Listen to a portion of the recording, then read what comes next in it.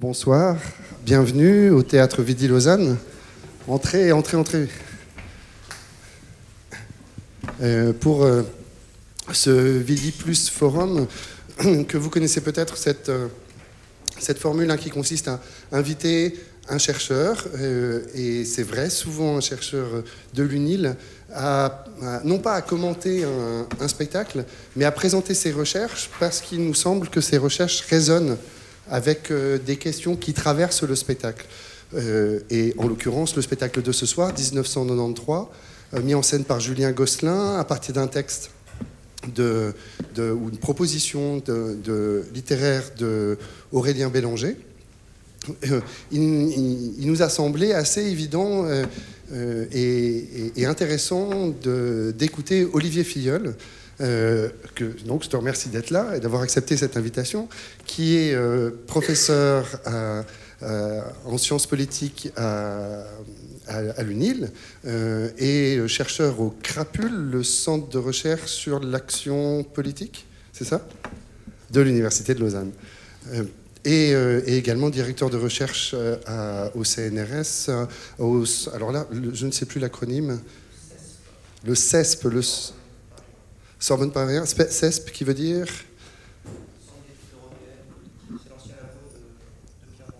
qui a fusionné avec un autre laboratoire de Paris. Ah ben voilà, et ce qui nous amène effectivement à ta discipline, la sociologie, et plus particulièrement la sociologie politique. Donc encore une fois, il ne s'agit pas tant de parler du spectacle de ce soir, mais bien des recherches d'Olivier. Vous allez voir, elles sont d'ailleurs, elles ont une certaine actualité et elles sont absolument passionnantes parce qu'elles vont croiser ce que vous allez entendre ce soir dans le spectacle. Et c'est vous qui ferez le lien entre les deux, j'en suis sûr. Alors, Olivier, je t'ai proposé qu'on commence non pas dans l'ordre de la progression de tes recherches, mais plutôt par leur actualité, d'une certaine façon, puisque tu viens de faire paraître, de co-diriger deux gros ouvrages, on en parlait, ils ont la taille d'un pavé, consacrés à mai 68, on va y revenir. Le premier, qui s'appelle Marseille, année 68, qui est paru aux presses de Sciences Po, et le second, Changer le monde, changer sa vie, enquête sur les militantes et les militants des années 1968 en France. Donc on imagine bien, on comprend bien que la sortie est entre autres motivée par une certaine commémoration, un certain anniversaire, les 50 ans de 68, mais pour autant, ça n'est pas tant un livre d'occasion que l'aboutissement d'une recherche très longue, d'un groupe de recherche qui avait pour nom de code Sombrero, et qui a cherché à faire moins l'histoire de 68, je crois, que de l'observer alors à la fois à travers les individus qui y ont participé, d'une part, d'autre part à travers ceux qu'ils sont devenus, c'est-à-dire ceux que mai 68 leur a fait d'une certaine façon, comment est-ce qu'ils l'ont traversé, et puis aussi, ce qui n'est pas moins passionnant, le Sombrero s'intéresse à mai 68 dans des villes de province et fait apparaître autre chose que la vitrine parisienne. Et en fait, ce qui a écrit d'une certaine façon le mythe 68, et d'un coup on découvre notamment une présence et une importance du mouvement estudiantin moindre et un mouvement ouvrier et syndical autrement plus important. Qu'est-ce qu'un sociologue va faire avec un événement comme celui-ci ? C'est-à-dire, est-ce que tu pourrais préciser le type d'enquête et ce qui motive le fait de s'intéresser à un événement comme celui-ci ? Alors, merci. Je commencerai par la motivation. Déjà, pour revenir sur ce que tu as dit, pour contredire ce que tu as dit, commençons comme ça. Ce qui a motivé ce projet, donc, qui a duré 5 ans, qui a commencé en janvier 2013, donc, qui a reçu un financement donc, qui a commencé 6 mois avant encore, n'était pas du tout la commémoration. Je tiens à le dire. Ça tombe bien, on ne va pas s'en plaindre, mais disons que ça n'était pas la commémoration puisqu'on était censé terminer le projet, publier tout ça 2 ans avant la commémoration, mais voilà, les délais de la recherche ont été un peu étendus et finalement on tombe en plein dedans et c'est véritablement un hasard dont on se félicite bien sûr. Alors ce qui a motivé le projet, si tu veux, c'est 2 choses. La première chose, c'est une dimension qu'on pourrait dire politique au sens le plus large du terme, c'est une sorte d'insatisfaction, d'agacement peut-être même, face à la manière dont, au fur et à mesure des commémorations, s'est constitué, comme tu le disais, un mythe 68, et donc une histoire, une mémoire de 68 qui nous paraissait de plus en plus éloignée de la réalité de ce qui avait pu se passer. Alors on n'a pas connu, moi je n'ai pas connu cette réalité-là, je suis né en 64, donc je ne l'ai pas vécu, mais comme nous tous, il suffit d'avoir des amis, et on connaît tous des gens qui ont été 68ards, comme on dit, et le décalage entre ce que sont ces gens qu'on peut connaître et le discours qu'on tient, qu'on tenait ou qu'on tient encore dans les médias, mais aussi dans la littérature sociologique sur les 68ards, manifestait un décalage énorme. Donc on voulait en quelque sorte, ça c'était une ambition politique, revenir sur cette histoire de 68 et en présenter quelque chose d'un peu moins entaché, si tu veux, de toutes ces couches mémoriales qui se sont superposées les unes après les autres. Ça c'est la première motivation. L'autre motivation, c'est une motivation plus, disons, scientifique, académique. Nous voulions, l'objectif c'était d'essayer de mettre en œuvre une méthode appuyée sur une théorie, si on veut, du militantisme qui permette de rendre compte des parcours militants, donc au long du cycle de vie, d'une manière qui soit attentive justement au déroulement des expériences, à la succession des expériences, et sortir en quelque sorte d'un mode d'explication du militantisme où on se contente d'opposer des facteurs explicatifs de l'entrée dans le militantisme et puis éventuellement des conséquences. Donc nous, ce que nous voulions, c'était trouver un moyen de reconstituer étape par étape les biographies de nos individus dans des contextes qui eux-mêmes peuvent être découpés étape par étape. Et là, je reviens sur ce que tu disais, la manière dont tu as posé la question. Une des choses qui était au cœur de notre ambition, c'était de déplacer le regard de trois manières. Donc, comme tu l'as dit, des villes de province plutôt que Paris, parce qu'à Paris, c'est là qu'on trouve les leaders, c'est là qu'on trouve les 40 du livre Génération. Hein. Donc déplacer le regard vers la province pour trouver les piétons de mai, des militants ordinaires. Hein. On avait plus de chances de les trouver là qu'à Paris. Et puis, d'autre part, et ça c'est un point très important, ne pas s'en tenir à l'événement, justement l'événement mai-juin 68. C'est quelques semaines qui certes sont un événement transformateur, bouleversant, etc., qui institue quelque chose, qui lance quelque chose, mais qui ne se suffit pas à lui-même. C'est-à-dire que nous, ce qu'on a voulu faire, c'est travailler sur les années 68. Donc on démarre en 66, un peu avant 68, car en fait 68 est largement annoncé dans les années qui précèdent, par les modes d'action, par ce qui se passe, par les textes qui sont écrits, et puis terminé au début des années 80, 83, puisqu'on est en France, donc c'est le tournant de la rigueur, il y a des changements politiques forts après l'élection de François Mitterrand en 81. Et donc en réalité, en travaillant sur les années 68, ça nous donnait l'occasion de voir ce que des individus ordinaires avaient fait pendant les événements de mai-juin 68, éventuellement rien. On a des enquêtés qui n'ont pas participé à mai-juin 68, mais qui se sont engagés dans les années subséquentes, en 69, en 69 très peu, 70, 71, 72. Et donc c'est toutes ces années et tout ce mouvement, en quelque sorte, cet âge d'or des luttes qui nous a intéressés. Voilà. Et donc pour ces deux objectifs, un objectif politique, un objectif scientifique, trouver une méthode, une manière de faire qui permette de rendre compte de manière, on dit processuelle, mais on pourrait dire dynamique, hein, si tu veux, des parcours de vie militants. Donc en quelque sorte, la matière, c'est le témoignage. Alors, oui, alors pour ce livre-là, donc changer le monde, changer sa vie, la matière, on entre par les biographies. Donc on a mené, alors je ne sais pas si je peux le détailler un petit peu, mais pour le dire très simplement, on a voulu construire ce qu'on appelle une prosopographie, c'est-à-dire une biographie collective. On a voulu trouver un nombre suffisant de personnes qui avaient été 68ards dans ces années 68, donc qui avaient été militantes dans ces années 68. On avait l'ambition aussi que ces personnes soient, alors non pas représentatives, c'est inatteignable puisqu'on n'a aucune idée de la population mère, mais significative. Donc ça voulait dire qu'il fallait mettre en œuvre quand même un protocole de recherche très lourd, puisqu'il fallait retrouver un grand nombre de noms de personnes dans les 5 villes, et puis ensuite parmi ces noms de personnes identifiées comme ayant été militants, en sélectionner une partie selon des critères de sélection, et puis les interviewer de manière approfondie. Ça représente combien de personnes par exemple pour Marseille ? Alors, au global, sur toute l'enquête, on a constitué une banque de données de à peu près 4000 noms. Et puis, ça se répartit à peu près également sur les 5 villes, donc 4000 divisé par 5, ça fait quelque chose, je ne sais pas très bien compter, mais bon, voilà. Et donc, ça fait un certain nombre, et donc ça fait un peu moins de 100 par ville, hein. 66 sur Marseille, exactement. Et donc, enfin, 66 qu'on a retenu, on a pris 10%, des 4000, pardon, pour faire les entretiens. Donc c'est une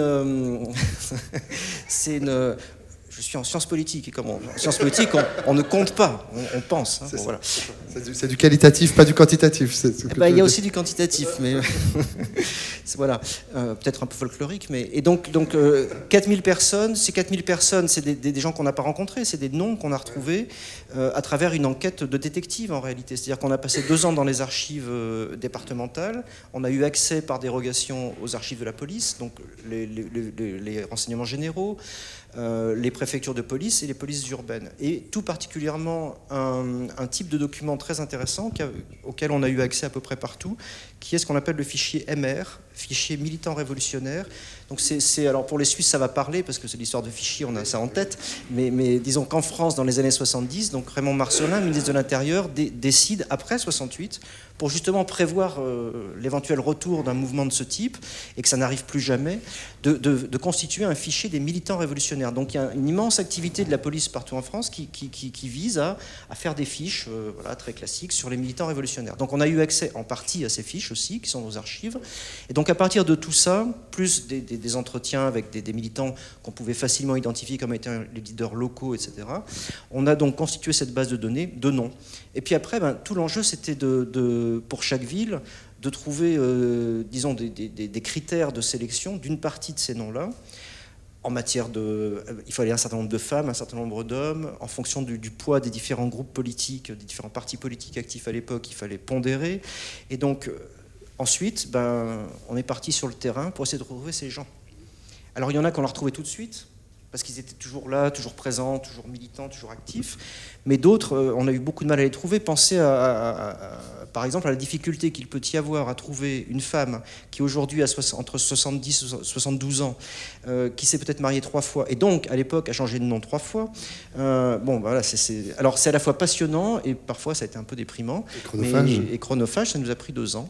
Cela dit, pendant ces 2 ans, donc cherchant à constituer cette base de données de noms et de personnes significatives des 68 arts, ça nous a donné l'occasion aussi de faire un travail, je crois, assez approfondi de contextualisation des différentes villes. C'est-à-dire que pour chacune des villes, c'est le produit qu'on retrouve dans les livres par ville, c'est un travail de contextualisation qui a consisté à reconstituer année par année, moment par moment, tout ce qui s'est passé dans la ville en question, d'un point de vue politique, d'un point de vue économique, d'un point de vue social. Donc ça va de la construction des lycées, de l'expansion des effectifs à l'université, à la fermeture des entreprises, aux grèves, etc. On a fait par exemple sur Marseille un fichier des manifestations, toutes les manifestations qui ont eu lieu à Marseille entre 1966 et 1993.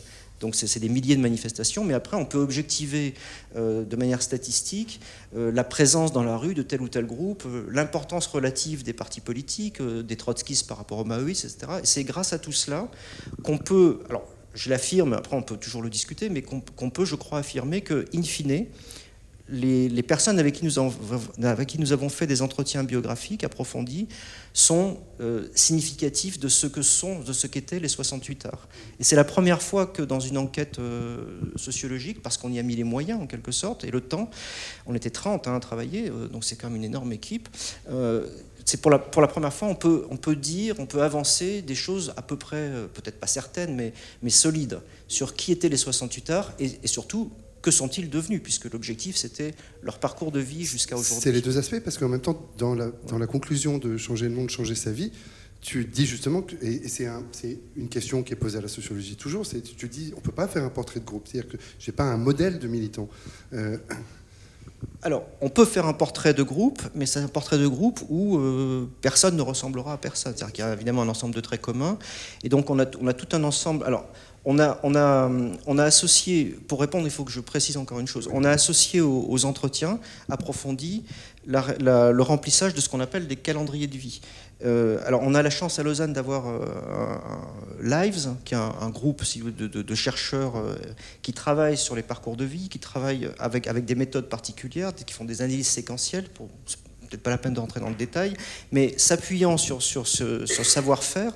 Donc moi, je me suis appuyé sur ce savoir-faire que je ne maîtrisais pas pour associer aux entretiens un calendrier de vie qui permet ensuite des traitements statistiques, donc une analyse prosopographique vraiment sérieuse, on va dire.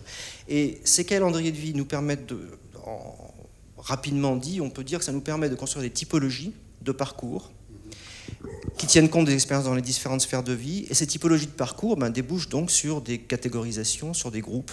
Et là, dans la conclusion du livre, j'essaye de montrer qu'on a en gros trois grands types de profils de devenir, on va dire, des militants en fonction des origines sociales, en fonction des expériences militantes et en fonction du devenir professionnel et affectif.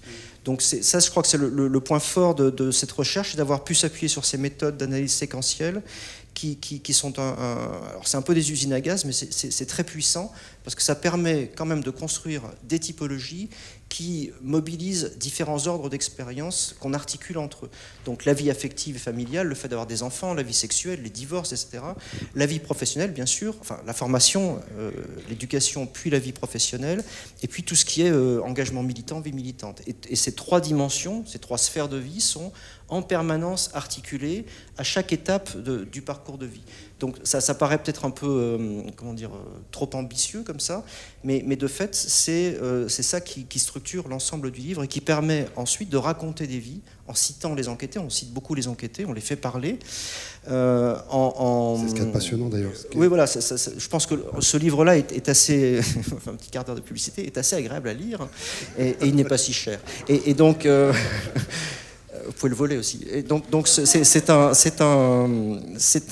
livre qui fait beaucoup parler les enquêtés. C'est-à-dire à toutes les pages, ils sont là en train de raconter leurs expériences, des plus intimes aux moins intimes. Donc je trouve que c'est assez passionnant.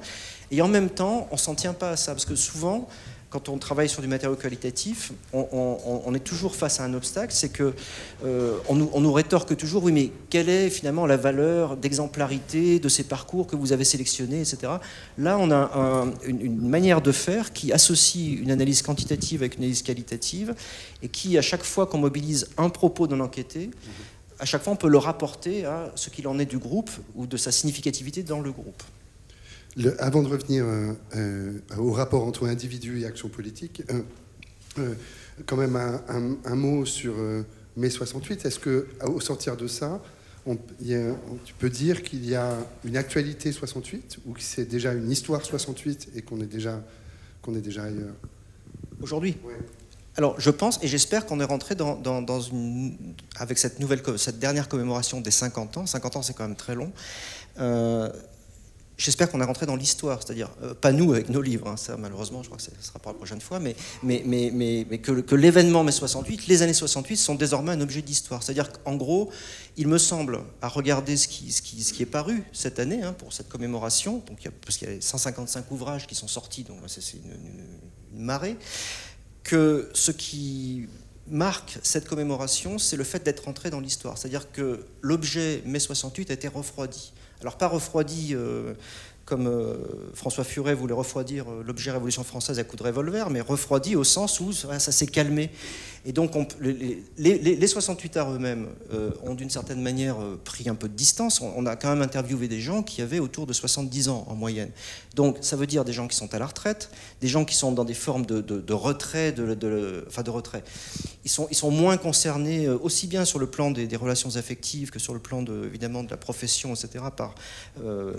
Par tout ce qui se passe, et donc ils ont une certaine distance à leur parcours. C'était le moment idéal en quelque sorte, je pense, de recueillir les propos de ces enquêtés qui effectivement, ça nous a frappé tout au long de l'enquête, ont pour la plupart vraiment une certaine distance, une certaine tranquillité par rapport à ces expériences, par rapport à leur vécu et par rapport au bilan qu'ils peuvent tirer de cette expérience. Parce qu'une des choses, je trouve, qu'il faut souligner ici, c'est que quand on fait des analyses biographiques, où on s'intéresse à ce qu'un événement ou la participation à une activité a pu produire sur le devenir des individus, bien souvent on interroge les gens 10, 15, 20 ans après l'expérience qui nous intéresse. Donc ici par exemple mai-juin 68 ou les années 68. Sauf que les gens continuent à vivre et qu'à 50 ans, il peut se passer encore beaucoup de choses.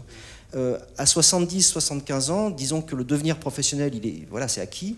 La vie affective et familiale, évidemment qu'il va se passer plein de choses. Déjà, on va mourir, donc il va se passer des choses, c'est certain. Mais disons qu'on est quand même à un stade où les gens ont, en quelque sorte...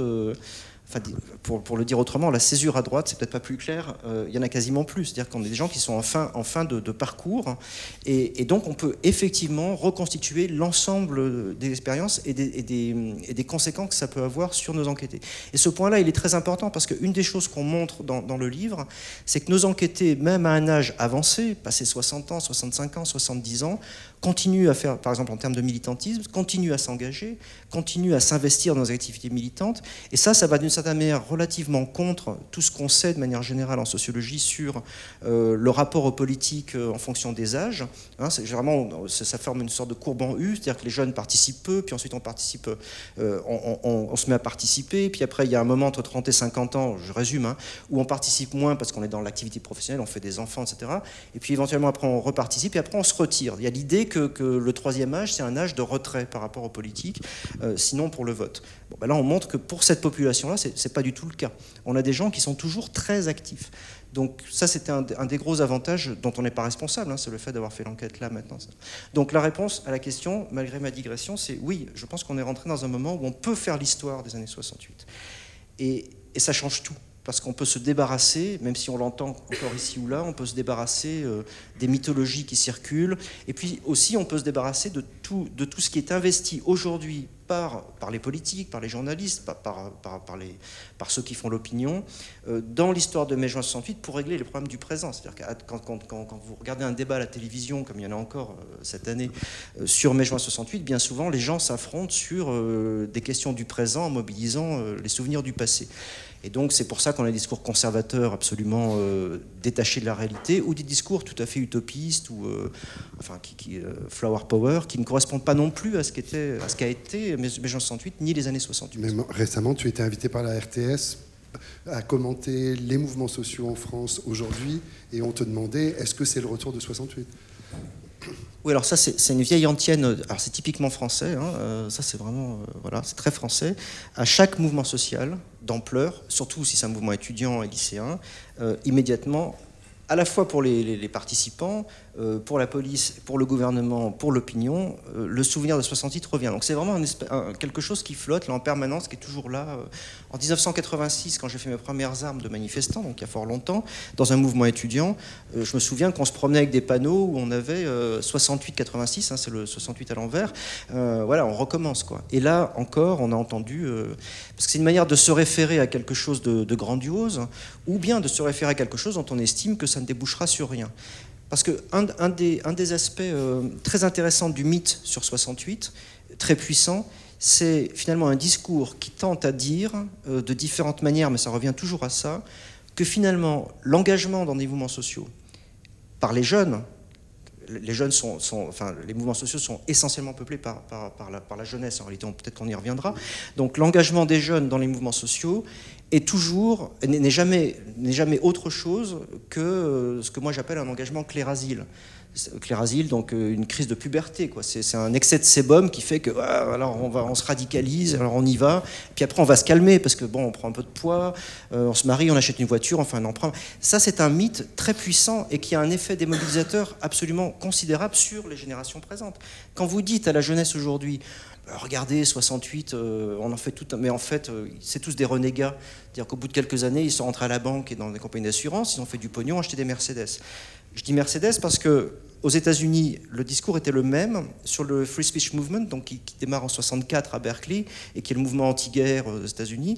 La grande antienne aux États-Unis, c'était de dire, oui, alors en fait, les ex du mouvement du Free Speech Movement, ils ont retourné le Y du mouvement de la paix en étoile de Mercedes. En étoile Mercedes, voilà, pour orner la calandre de leur Mercedes. Donc cette idée-là, on la retrouve partout. Et il faut le dire, c'est véritablement une arme idéologique mobilisés consciemment ou inconsciemment pour inciter finalement la jeunesse, quels que soient les mouvements dans lesquels elle s'engage, à finalement considérer que ça vaut peut-être pas la peine de prendre des risques et de risquer de rater ses études, de risquer de ne pas avoir une bonne profession, puisque de toute façon, on va rentrer dans le rang. C'est ça, c'est une digression inutile.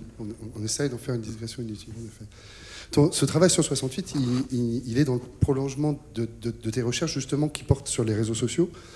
Sur les réseaux sociaux, non, sur les mouvements sociaux. Tiens, la confusion est intéressante. J'ai compris l'injonction. On va s'y mettre.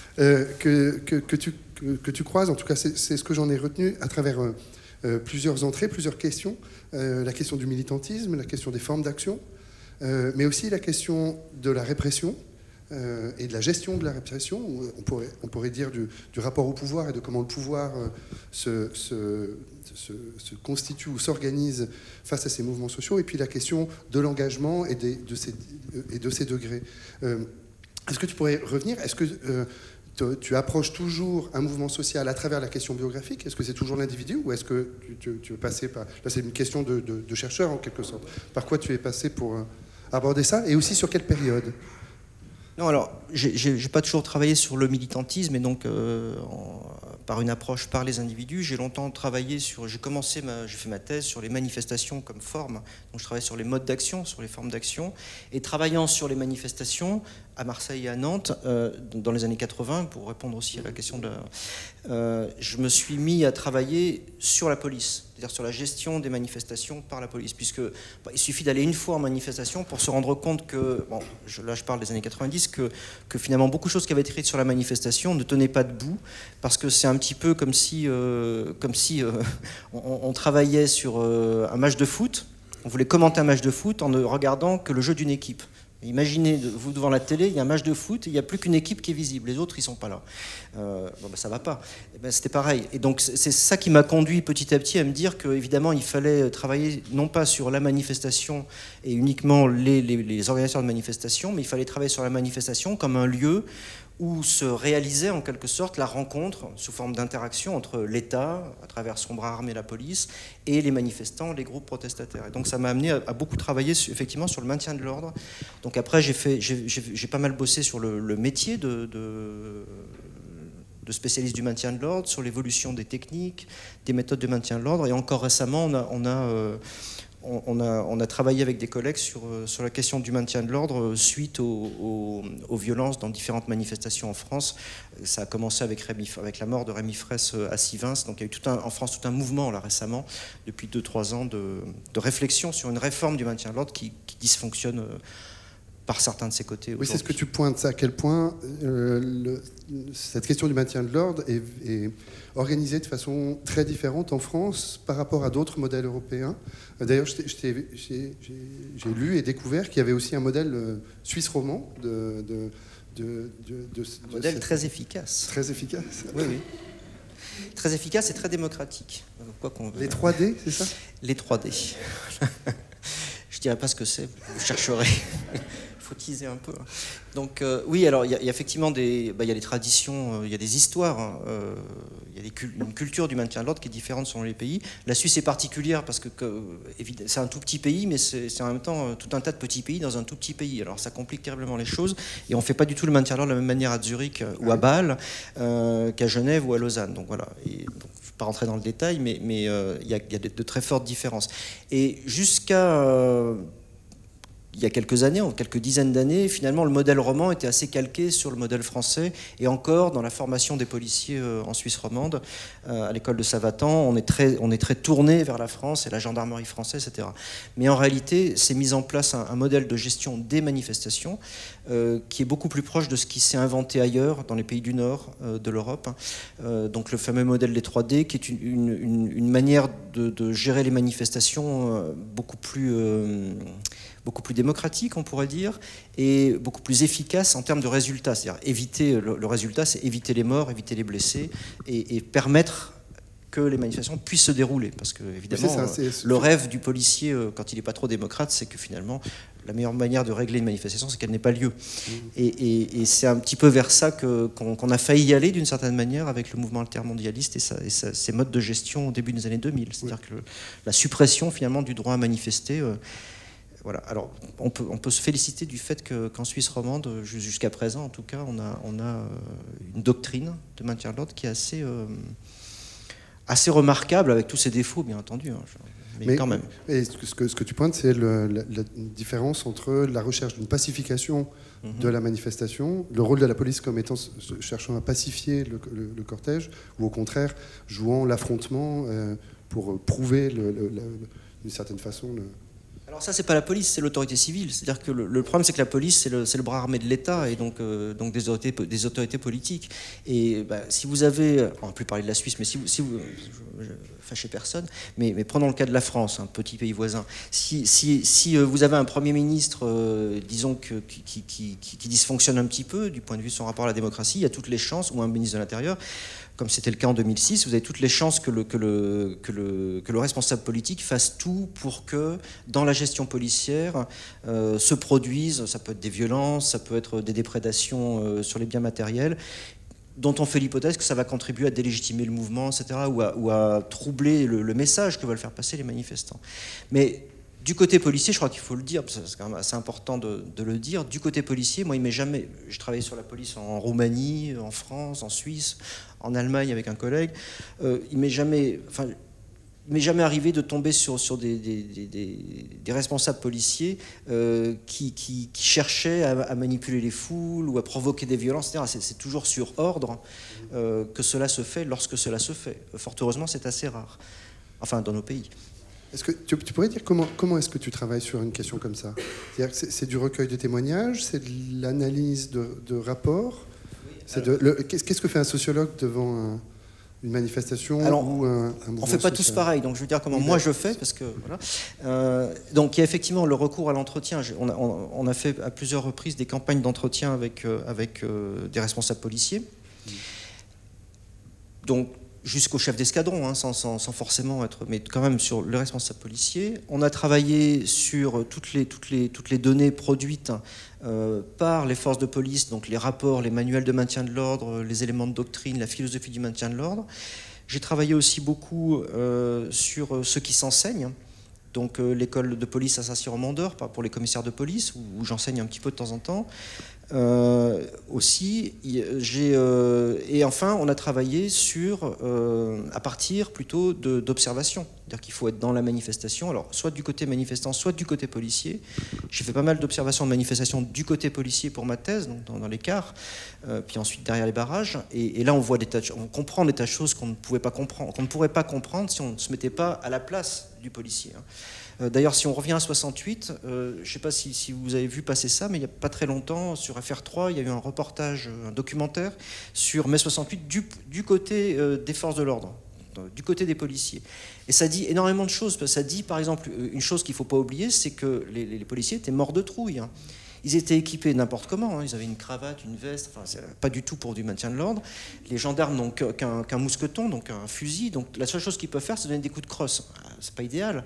Donc, quand on regarde, pourtant je suis un peu spécialiste du maintien de l'ordre, quand j'ai regardé ce documentaire, j'ai eu vraiment l'impression d'accéder à quelque chose que je n'avais pas, que j'arrivais pas à attraper, quoi, qui est quand même qu'en face, c'est aussi des humains comme les autres, et ils se prennent des coups, ils donnent des coups, et ça permet de comprendre beaucoup de choses. Donc voilà. Le mouvement social, c'est aussi la question du militantisme. Est-ce que c'est aussi une question sur laquelle tu as travaillé? Est-ce que j'ai lu des textes, tu t'es intéressé aux nouvelles formes en quelque sorte du militantisme, comme la question autour de l'altermondialisme par exemple? Est-ce que de ton point de vue, nous serions dans une époque de transformation du militantisme, avec un syndicalisme, c'est-à-dire un engagement dans une contestation des lieux de travail qui se serait déplacé vers un engagement sur des manières de vivre et l'écologie? Alors là-dessus, je vais être un peu raide. Je pense que, en gros, dès que j'entends parler de nouveauté, je sors mon gun. Voilà. Pour commencer. D'abord, on tire et après, on discute.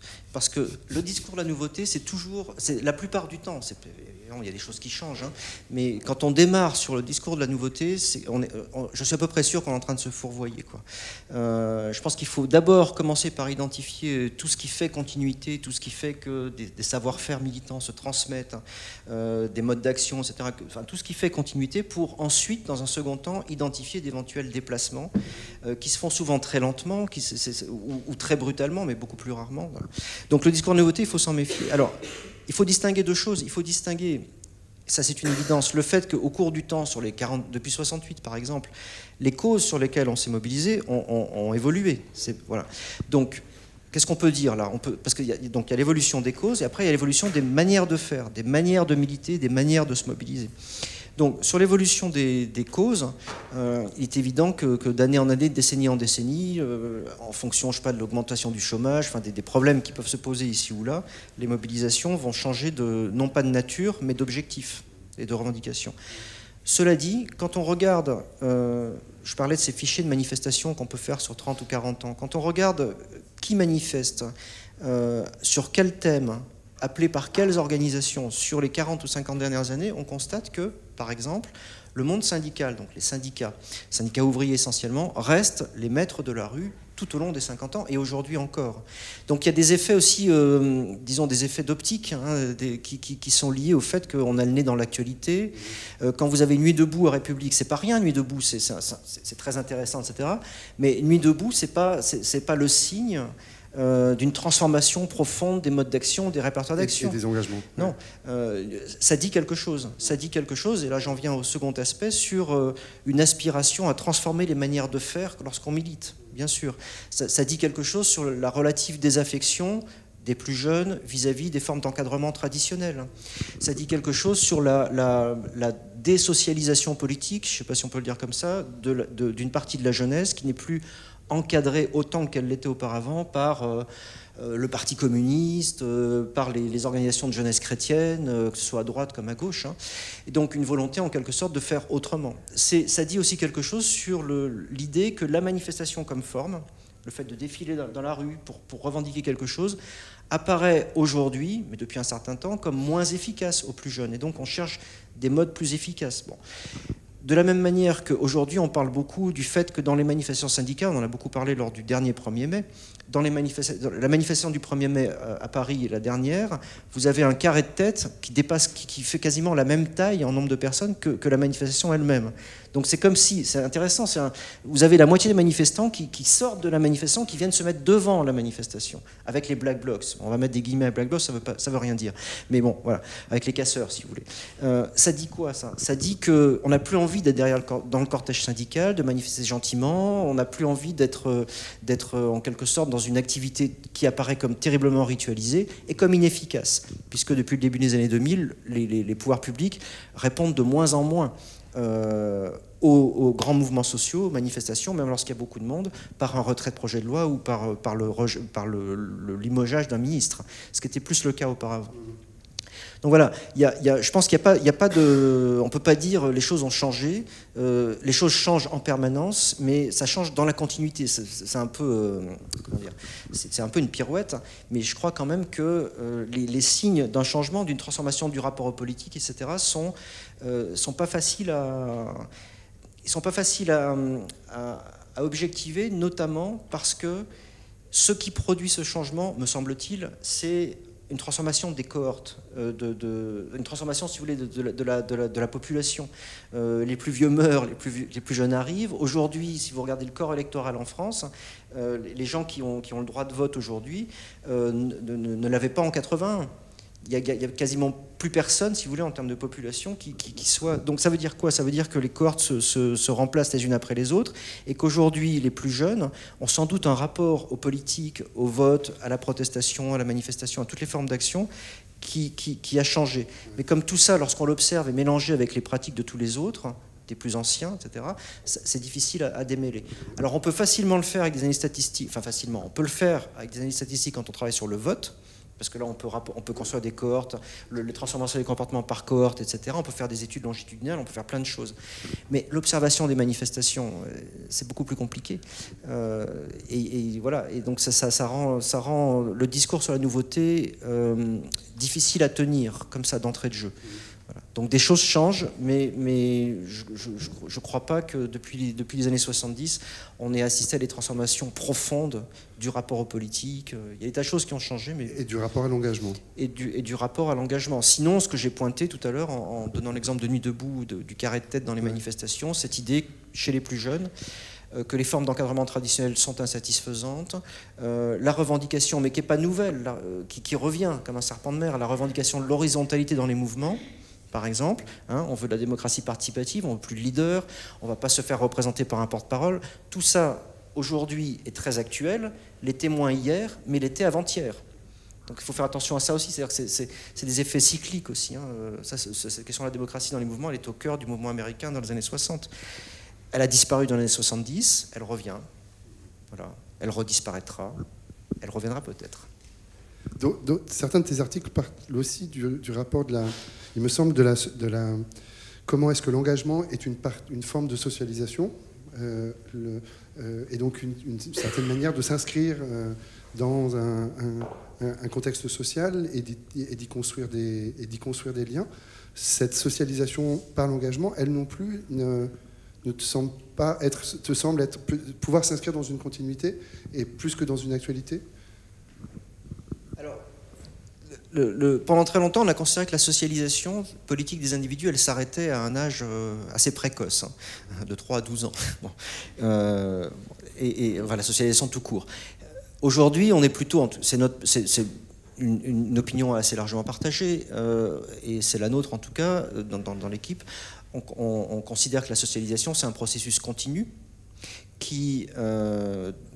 je l'ai dit tout à l'heure à propos des personnes les plus âgées, on continue finalement jusqu'à sa mort à se socialiser, à différents types bien entendu. Mais on parle donc de socialisation secondaire. Et l'activité militante, surtout lorsqu'elle est très, très prenante, comme nos militants de 68 arts qui, souvent pour une bonne période de leur vie, 10-15 ans, ont été militants corps et âme, ça a des effets socialisateurs très profonds et donc durables. C'est ça qu'on a cherché à mesurer, c'est la durabilité de ces effets. Puisqu'on ne peut pas travailler sur... On ne peut pas travailler sur la socialisation si on ne prend pas les gens longtemps après le supposé effet socialisateur. Ça ne se socialise pas en 5 minutes. C'est une des erreurs communes des travaux sur la socialisation.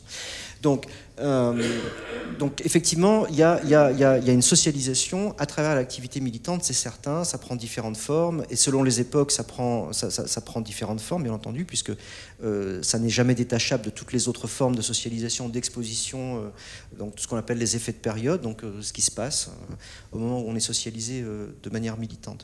Donc voilà, je crois que j'ai un peu perdu le fil de la question, mais tu peux la reposer.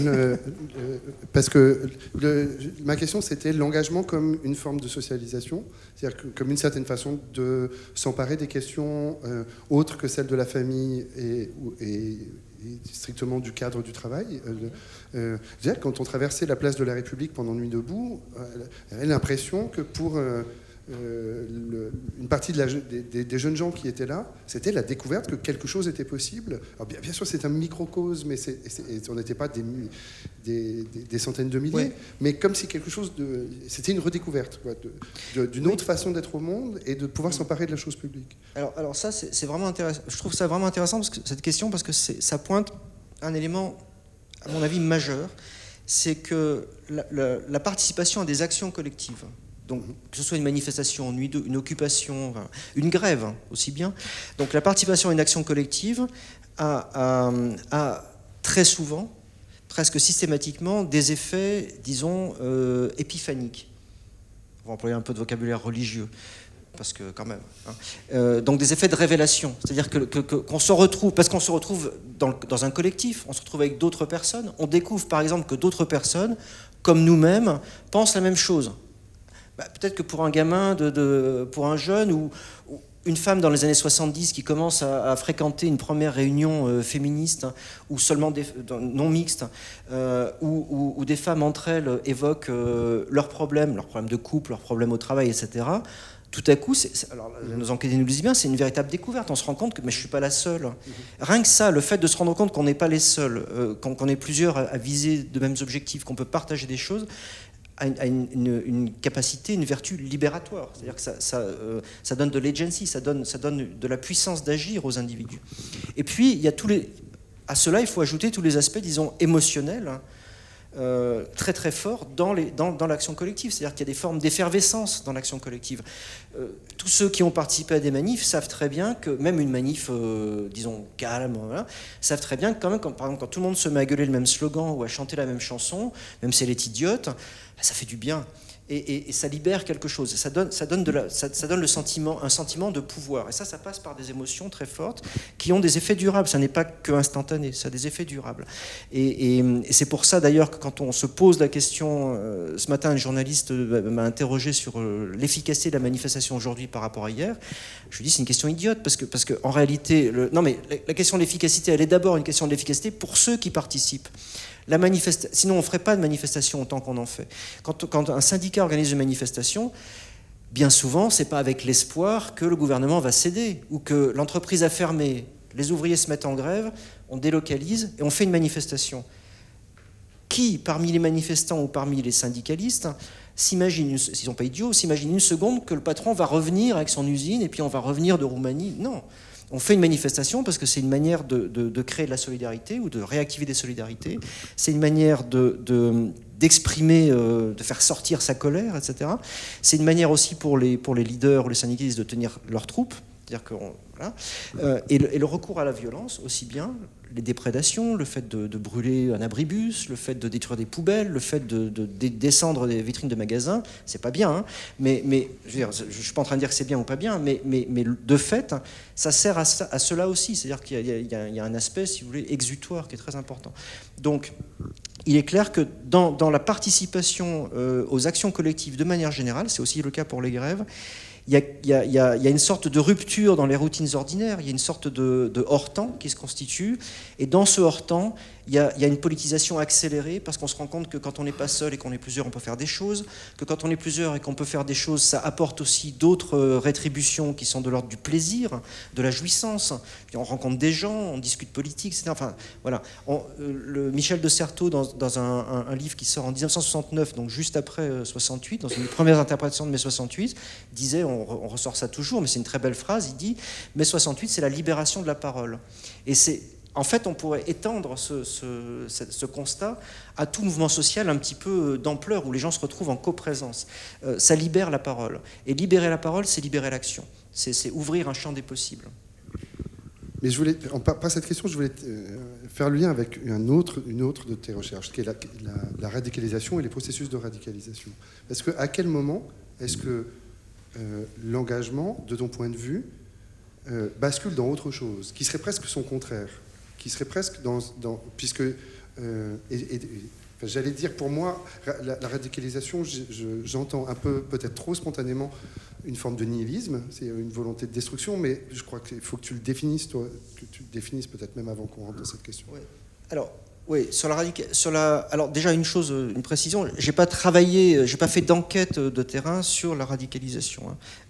J'ai réfléchi à la question de la radicalisation parce que réfléchissant aux questions de l'engagement militant, évidemment c'est une forme d'engagement, disons, d'une certaine manière c'est au bout du spectre, à un des bouts du spectre. Bon. Et donc j'ai essayé de voir comment, disons, les approches théoriques que je mobilise, interactionnistes, et puis les méthodes qu'on mobilise ici, peuvent aider en quelque sorte à penser un modèle multiniveau d'explication de l'engagement radical. Mais voilà, je n'ai pas d'enquête à mon acquis, disons, de terrain, etc. Alors, quand on parle de radicalité, on va parler de radicalité plutôt que de radicalisation. Pour commencer, quand on parle de radicalité, en fait, il faut distinguer deux choses. Parce que la radicalité, ça peut être aussi bien la radicalité des opinions, que la radicalité des modes d'action. C'est-à-dire qu'on peut être absolument radical, par exemple, dans ses convictions religieuses, et puis ça a des traductions très claires sur la manière dont on vit, la manière dont on s'habille, la manière dont on se reproduit, etc., sans embêter personne.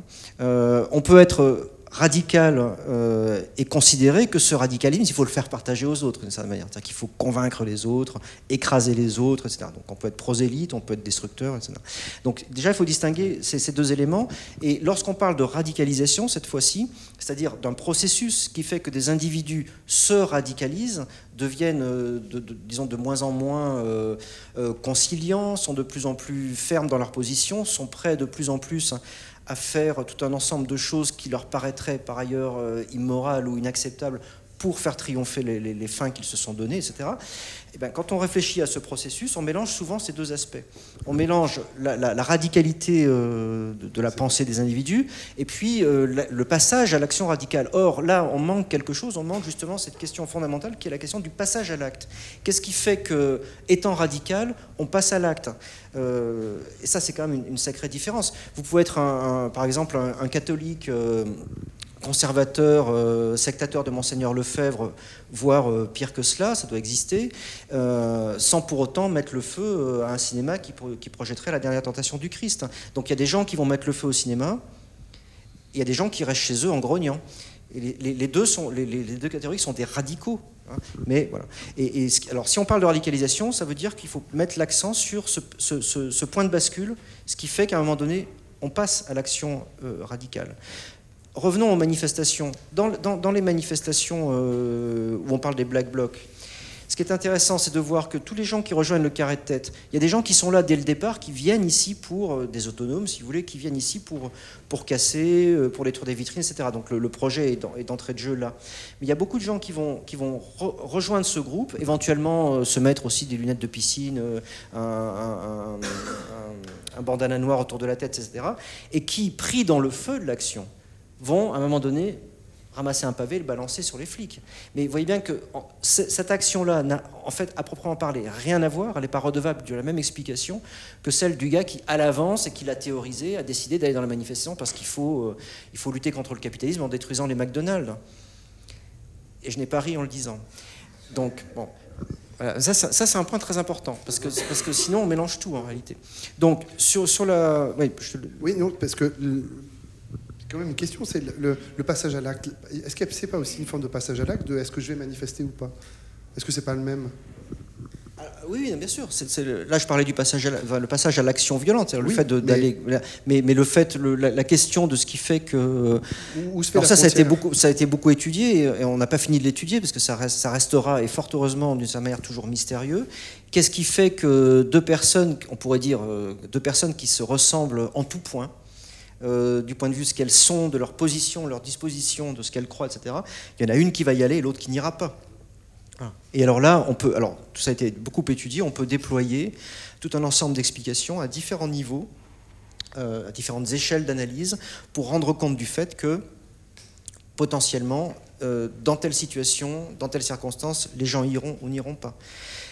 Les théories du choix rationnel qui me font plutôt rire qu'elles ne m'intéressent, mais qui ne sont pas inintéressantes en réalité, parce qu'elles sont amusantes. Les théories du choix rationnel se sont beaucoup intéressées à ces questions du passage à l'acte. Et ont pointé des mécanismes, alors qui sont totalement irréalistes, parce que ça repose sur une ontologie bizarre. Mais disons que les théories du choix rationnel ont quand même l'avantage de mettre en avant le fait qu'il y a des petits mécanismes qui font qu'à un moment donné, on calcule, on anticipe, et donc on y va ou on n'y va pas. Par exemple, je vais le matin me lever, je sais qu'il y a une grande... On n'est plus en France, là, on est par exemple en Tunisie ou en Égypte. Il y a des grandes manifestations, il y a des occupations de place, on est peut-être dans une révolution. Je me lève le matin, j'écoute la radio, et ce que j'écoute à la radio me fait peur, et donc je ne vais pas y aller. Ou bien je me dis, ah non mais là c'est parti. Ou m'exaspère. Il y a un monde fou sur la... Donc j'y vais. Donc voilà, et donc on peut aller jusqu'à des mécanismes très petits, on va dire.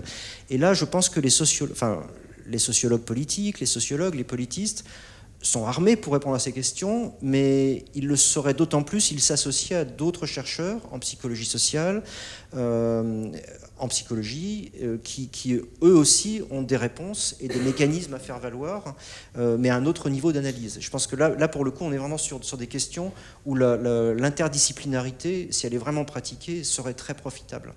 Ce qui n'est pas tout à fait le cas aujourd'hui. Je pensais te finir en te demandant s'il y avait une actualité de la radicalisation, mais j'ai compris qu'il ne fallait pas que je pose la question comme ça. Ah non, non, il y a. Par exemple, on pourrait. Non, mais il est évident, enfin, on va pas.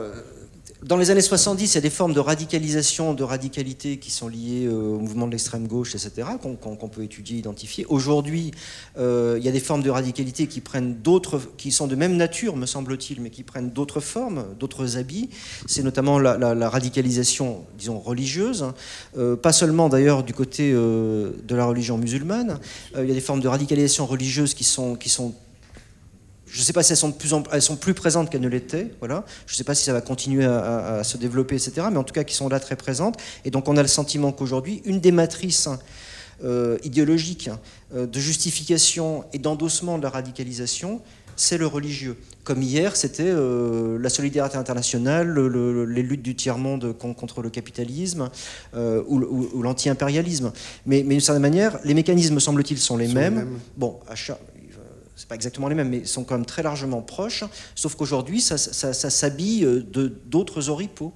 Parce que, pour des raisons qu'on peut expliquer, qui sont liées au contexte, à la situation des populations issues de l'immigration, à des formes de relégation spatiale, de relégation, de stigmatisation identitaire, etc., qui font que finalement, malheureusement, je ne devrais pas donner mon avis, mais allez, disons-le, malheureusement, il y a des formes d'investissements radicaux qui s'appuient sur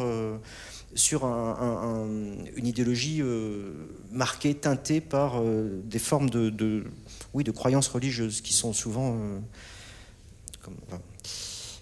je dirais pas.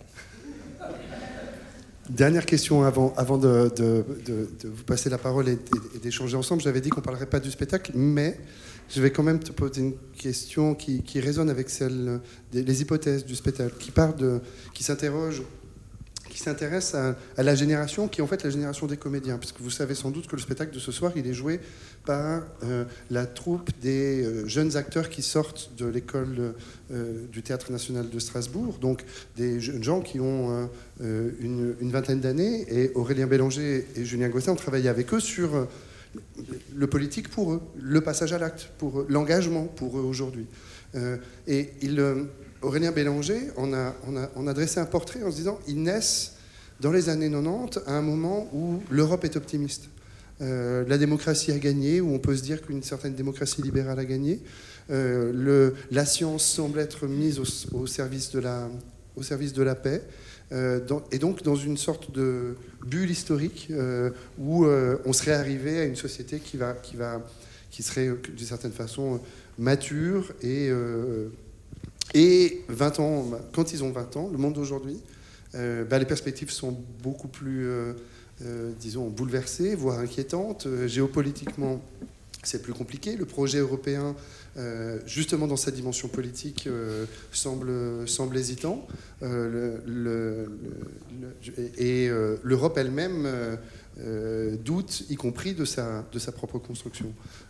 Est-ce que, de ton point de vue, cela recoupe quelque chose qui a à voir avec des formes d'engagement qui ont changé, des formes de mouvements social, un mouvement social qui a évolué ou pas? Est-ce qu'aujourd'hui, on a effectivement une perception d'un monde davantage bouleversé et du coup de formes d'engagement à faire évoluer ou pas? Ou est-ce qu'au contraire, finalement, tout ça, ce n'est qu'une longue histoire où on ne cesse de se réinterroger sur comment prendre part à la transformation de notre société? Alors une question comme ça, au petit séminaire, on l'appelle in cauda venenum. Parce qu'on va finir avec une question comme ça, c'est un assassinat. Donc non, c'est une question trop complexe pour que je puisse y répondre précisément. Mais ce qu'on peut dire, c'est que, me semble-t-il, on peut prendre la chute du mur comme symbole de tout un ensemble d'autres choses que tu as en partie égrené. Le début des années 90 aurait été marqué par ce que certains ont à tort appelé la fin de l'histoire ou la fin des idéologies, c'est-à-dire un monde qui n'est plus bipolaire, etc. Il faut ajouter, alors c'est vrai, que d'une certaine manière, ça rend plus difficile de se situer politiquement, puisque on a le sentiment, ça ne va pas durer longtemps, mais il y a le sentiment pendant quelques années que finalement, tout est maintenant d'équerre, quoi. Voilà, on rentre dans une ère de démocratie qui ne va faire que s'étendre, etc. C'est le moment aussi où l'histoire sur la société civile dans les pays moins développés, où règnent des régimes plus ou moins dictatoriaux, se répand aussi beaucoup, etc. Ok. Il y a aussi une autre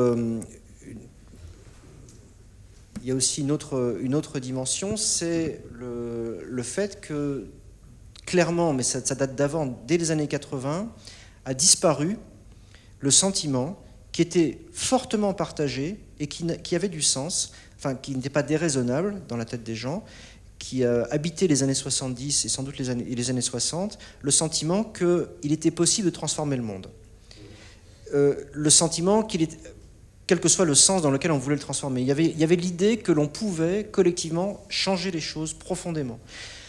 L'internationalisme qui était si fort, donc le tiers-mondisme, l'internationalisme, les formes de solidarité internationale, avaient toutes les bonnes raisons de s'estimer avoir le vent en poupe. C'est le moment où le Vietnam, un petit pays misérable, finalement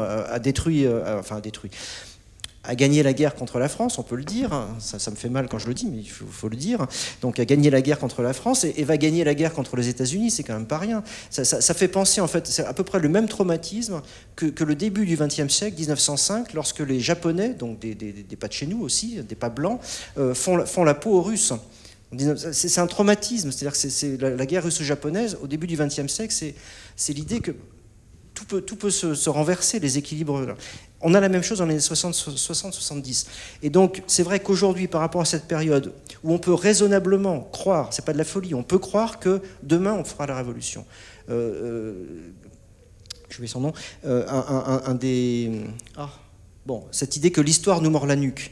Hein, c'est une expression, l'histoire nous mord la nuque, c'est qu'il faut y aller là. Et ça a été un très puissant moteur d'engagement, hein, parce que quand on se dit c'est maintenant, on n'a pas envie de louper le train de l'histoire. Aujourd'hui, le train de l'histoire, on n'est pas sûr qu'il est sorti de la gare. Enfin, c'est pas moi qui le dis, c'est dans la tête des jeunes sans doute. Et les enquêtes le montrent. Il y a effectivement une sorte de déréliction politique, c'est-à-dire de sentiment que les directions qu'on pourra emprunter ne sont pas très claires et que tout ça, d'une certaine manière, ne sert peut-être à rien. Et alors évidemment, ça prend des formes différentes selon disons, les appartenances de classe, on va dire ça comme ça, les appartenances de classe des personnes concernées. Ceux qui aujourd'hui sont dans des positions particulièrement dominées, et tout particulièrement chez les jeunes pour qui, disons, l'espoir d'un futur professionnel, un futur même en termes de vie affective, disons, n'est pas extrêmement brillant, hein, parce qu'il y a une crise économique, parce qu'il n'y a pas de boulot, et encore dans nos pays... Ceux-là sont très différents dans leur vision du politique et dans leur vision de l'avenir des enfants des classes moyennes supérieures ou de la bourgeoisie qui, eux, encore aujourd'hui, peuvent vivre encore le projet européen à travers les déplacements Erasmus, peuvent avoir le sentiment que finalement tout ça va dans le bon sens. Et donc il y a des immenses différences.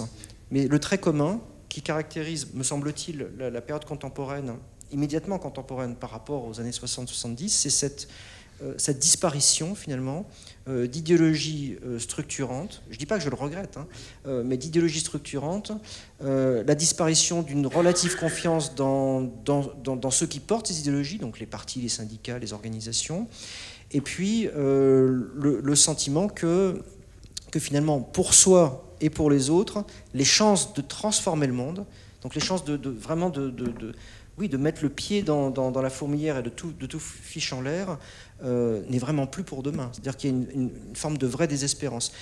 Juste pour vous donner un exemple, parce que c'est un peu très général comme propos, on a l'impression d'être à l'église, mais en réalité, on peut pointer des exemples précis.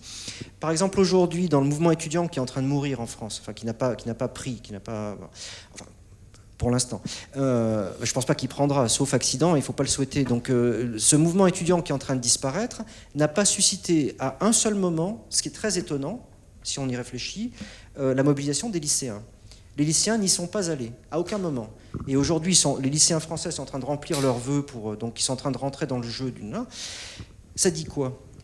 ça dit quand même quelque chose de très étonnant, c'est-à-dire que les lycéens qui généralement sont le fer de lance des mouvements étudiants, et sans mouvement lycéen, un mouvement étudiant ne parvient pas à grossir, à l'emporter, etc. Et puis pour des tas de raisons liées aussi à l'âge des manifestants, ça pose moins de problèmes quand les lycéens sont pas dans la rue, quand ils sont dans la rue au pouvoir. S'ils n'y vont pas aujourd'hui, on le voit bien, enfin on le sent, c'est parce que justement il y a cette forme de désespérance, de dire tout ça ne sert à rien. On va y aller, on va manifester, on va faire des choses, et puis au final, on va louper notre entrée à l'université. Oui, ou alors l'impression que le monde est bien ainsi, et qu'il faut y rester. Oui, mais alors là, ça nous ramène à une dimension, disons, de classe, c'est-à-dire qu'effectivement, évidemment, pour une fraction de la population, le sentiment que finalement le monde est bien tel qu'il est fait, le melon a été inventé par Dieu avec cette forme pour être mangé en famille. Évidemment, quand on va bien, qu'on mange bien, qu'on dort bien et qu'on part en vacances, on peut se satisfaire du monde tel qu'il est. Et c'est d'ailleurs... Voilà. C'est notre rôle d'enseignant à l'université d'attirer l'attention de ceux-là sur le fait que peut-être il faut quand même se poser des questions. Voilà. Ça, c'est une chouette conclusion tout le temps. Et vous, qu'en pensez-vous? Ouvrons la discussion. On a traversé de mai 68 à aujourd'hui. On n'a pas parlé d'émancipation, on aurait pu en parler, d'engagement, de choses publiques, de mouvements sociaux. Comment... Ouais.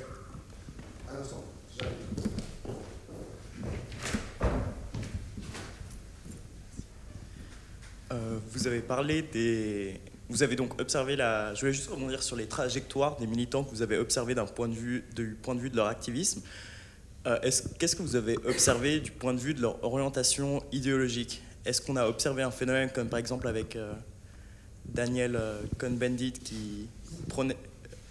un certain militant qui prenait la fin du capitalisme et qui maintenant vote Macron, ou est-ce que vous avez constaté une constante du point de vue de leur orientation idéologique? Je réponds en deux mots. Alors, c'était une des questions qu'on se posait sur le devenir biographique de nos enquêtés, c'est est-ce qu'ils sont restés droit dans leurs bottes, comme disait un ancien Premier ministre français, est-ce qu'ils sont restés droit dans leurs bottes, ou au contraire, est-ce que c'est devenu des renégats, ils ont retourné leur veste, ils sont devenus des hommes de droite, ou ils se sont rangés. Alors, en réalité, contrairement aux figures bien connues, médiatiques, etc., que tout le monde connaît des 68 arts, nos militants ordinaires sont restés très fortement, massivement, quasiment 100%, très à gauche, très attachés à leurs convictions. Et bien entendu, ce qui a changé, c'est qu'ils se sont éloignés, disons, des débats idéologiques de l'époque. Ils sont plus tellement intéressés par le fait de savoir si la révolution sera portée par le monde ouvrier ou par les paysans, des choses comme ça. Mais en revanche, ils continuent à se mobiliser ils se sont mobilisés tout au long de leur carrière, avec un trou dans les années 80, qui est un moment, on pourrait revenir là-dessus, de désespérance, pour diverses raisons. Ils se sont mobilisés sur tout un ensemble de causes, à peu près toutes les causes qui ont agité la société depuis 40 ans. Par exemple, au moment où on fait l'enquête, 2013-2014, en France, il y a tout un mouvement, on pourrait dire anti-Rome. Pas la boisson, hein. Donc un mouvement anti-Rome et qui prend un tour assez franchement désagréable dans certaines villes, notamment à Marseille, où j'ai moi mené l'enquête avec certains de mes collègues.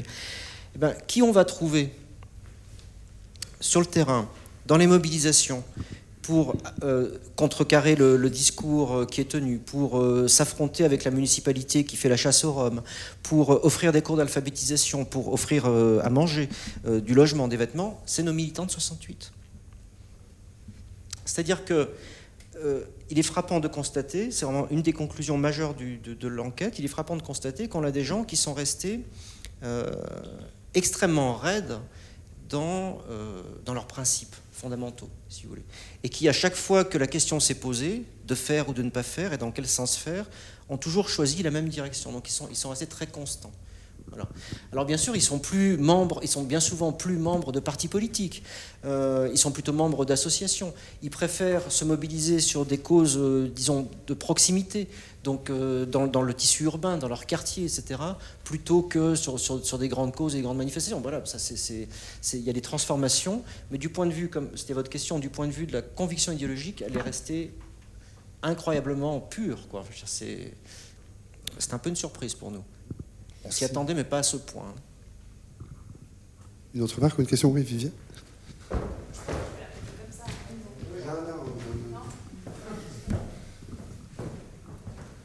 Moi, je voulais juste rebondir sur ce que vous venez de dire, qui me paraît intéressant.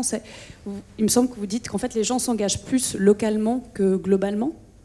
Et puis, je me demandais si vous aviez des facteurs explicatifs, parce que ça me paraît super intéressant. Alors, donc c'est nos enquêtés, là, donc c'est les ex-68A. Alors, si je me fie à ce qu'ils nous disent, parce que là, ça m'a l'air, je me réfère à comment ils le justifient, comment ils l'expliquent, il y a quelques éléments objectifs, je pense qu'on peut répondre de la manière suivante. Le désir de s'engager localement dans des activités de proximité, en prise directe finalement avec les problèmes auxquels on s'attaque, etc., est lié, à leur expérience des années 68. C'est-à-dire qu'il y a une certaine déception, voire amertume, vis-à-vis de ce qu'auront été les partis politiques dans lesquels ils ont milité, qui portaient des grandes idéologies qui aujourd'hui leur paraissent peut-être un peu fumeuses, voire dangereuses. Ils se souviennent que beaucoup d'affrontements entre différentes fractions, par exemple trotskistes ou maoïstes, ont provoqué des scissions, des colères, des impossibilités de faire à l'époque, qui leur paraissent aujourd'hui, bon, vraiment, on a perdu notre temps. Et alors, ce discours-là, il est très, très, très fortement présent chez les femmes plus que chez les hommes, pour des raisons qu'on peut assez facilement expliquer, puisque déjà à l'époque, les femmes engagées dans les mouvements gauchistes, par exemple, disons, n'avaient pas le même droit à la parole que les hommes, c'était pas elles qui portaient le discours idéologique, etc. Et donc, bien souvent, dès les années 70, lorsqu'elles sont parties dans les mouvements féministes, commencent à aller militer ailleurs, ce déplacement était aussi un déplacement des grands problèmes politiques contemporains, comme on dit en faculté de droit, vers des problèmes concrets. D'accord, le privé politique, mon corps, la question de l'avortement, c'est quelque chose qui me touche directement, etc. La question des réunions non mixtes, vous voyez, il y a aussi cet aspect-là.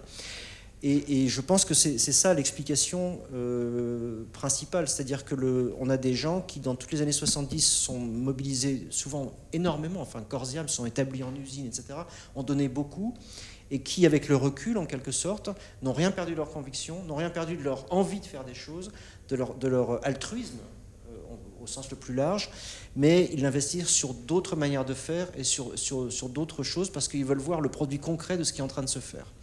Voilà, il y a l'idée du faire plutôt que du dire, quoi, qui est vraiment très très présente. Et bien souvent, dans les luttes contemporaines, je parlais des Roms tout à l'heure à Marseille, quand on regarde qui fait quoi, on voit que ceux qui mettent le plus finalement la main à la pâte, qui font les choses, quoi, qui restent pas à discuter dans des salles, c'est ces militants-là, quoi, et qui sont très précieux puisqu'ils ont transmis et ils transmettent leur savoir-faire militant aux plus jeunes.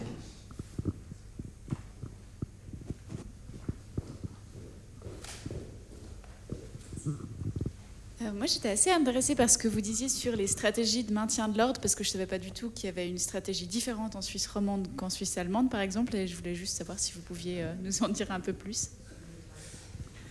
Mais il faut aller manifester à Zurich. Non, alors, bon... il y a évidemment des différences. Ça a été étudié par Dominique Wissler, donc un collègue de l'Université de Genève qui maintenant fait autre chose, donc qui est de ma génération. Il y a tout simplement, première raison, c'est que la Suisse allemande regarde vers l'Allemagne et la Suisse romande regarde vers la France. Et donc, historiquement, en termes de modèle, mais aussi le transfert de savoir-faire, de vente de matériel, parce qu'il y a du business là derrière aussi, bien entendu.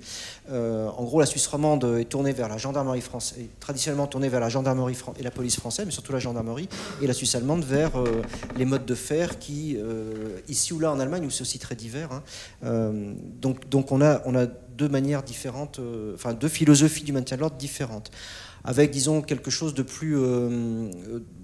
avec des modes de fer un peu plus militaires, un peu moins individualisés dans le maintien de l'ordre à l'allemande, si on peut dire, et un peu plus individualisés, un peu plus latins du côté roman.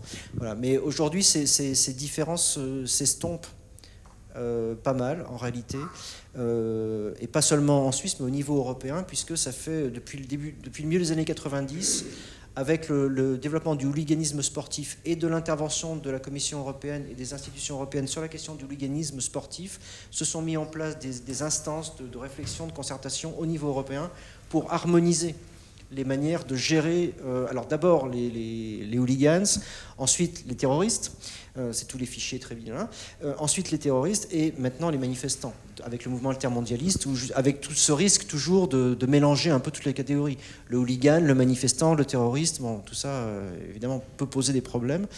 Et donc la Suisse, comme le reste des pays d'Europe, est dans ce mouvement d'harmonisation des doctrines et des manières de faire du maintien de l'ordre.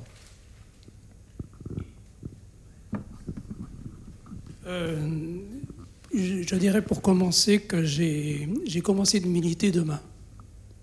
C'était le 17 mai 1968. Et c'était dans le cadre de l'Université de Genève avec les mouvements démocratisation des études. Et nous, on n'avait pas fait l'expérience de lancer des pavés, mais on avait fait une autre expérience, c'est de perturber les défilés militaires avec des billes. Je vous assure, c'est très efficace. C'est une vieille méthode, vous savez. Une vieille méthode, ouais. Mais, et puis, depuis, je me suis engagé politiquement, je suis un vieux trotskiste. Depuis 68. Mais c'est vrai que j'ai vécu à Genève jusqu'en 88, et là, j'étais actif, très, très militant dans la LMR et le Parti socialiste ouvrier à l'extrême gauche. Et puis j'ai déménagé à Vevey, et là, j'ai continué de m'engager de manière très militante, mais dans le cadre du conseil communal. Et j'y suis depuis cette époque-là. Et c'est une autre manière d'envisager l'engagement politique. Je reste totalement militant, je lis toujours beaucoup avec les révolutionnaires de l'époque et les anciens de 1917. Mais c'est vrai que ce qui est très difficile à faire passer aujourd'hui auprès des gens, c'est se détacher la tête du guidon. C'est-à-dire essayer de théoriser un peu plus l'action qu'on mène et pas seulement suivre les décisions politiques contre lesquelles il faut se battre ou pour lesquelles il faut se battre aussi. Et ça me paraît... Il y a une perte à ce niveau-là, au niveau du militantisme, dans l'engagement politique. Je me souviens les heures et les heures qu'on passait à discuter de théories de la révolution et de l'engagement militant. Eh bien, pour certains, ça paraît aujourd'hui complètement utopique, complètement fou. Eh bien, moi, je pense que ça crée une base qui nous permet d'envisager, de réfléchir à une critique de la société aujourd'hui beaucoup plus constructive que simplement lutter contre. Je rebondis sur c'était pas vraiment une question, mais je rebondis sur ce que vous avez dit sur sur l'engagement au niveau du conseil communal, etc. J'étais, je crois, la semaine dernière à Castres, donc dans le sud-ouest de la France, là, à côté de Toulouse, si vous voulez, et invité par une association, l'association Jean Jaurès, qui, pour présenter les livres, etc. Et donc, dans la salle, il y avait une centaine de personnes, c'était tous des ex-68ards. Et après, il y avait un pot, et j'ai discuté avec beaucoup de monde, et j'ai été frappé par une chose, et on le voit aussi dans l'enquête, donc je ne l'ai pas dit, ça répond aussi à votre question, c'est la quantité astronomique. Donc là, on est dans le sud-ouest rural, etc., que à peu près toutes les personnes avec qui j'ai parlé avaient été ou étaient encore dans les conseils municipaux, donc en France, ou maires de leur commune, etc. Et donc par rapport aux investissements militants subséquents des années plus récentes, il y a effectivement un investissement toujours au niveau local, c'est toujours ça, aussi dans la vie politique communale. Voilà. On brigue très rarement des suffrages au niveau de la députation, etc. On ne fait pas de carrière politique, mais en revanche les engagements... Ouais. Vous êtes un parangon. Une dernière question ou une remarque? Eh bien, alors il est l'heure d'aller prendre un verre à la cantina. Merci beaucoup Olivier Filleul. Merci à vous pour votre écoute.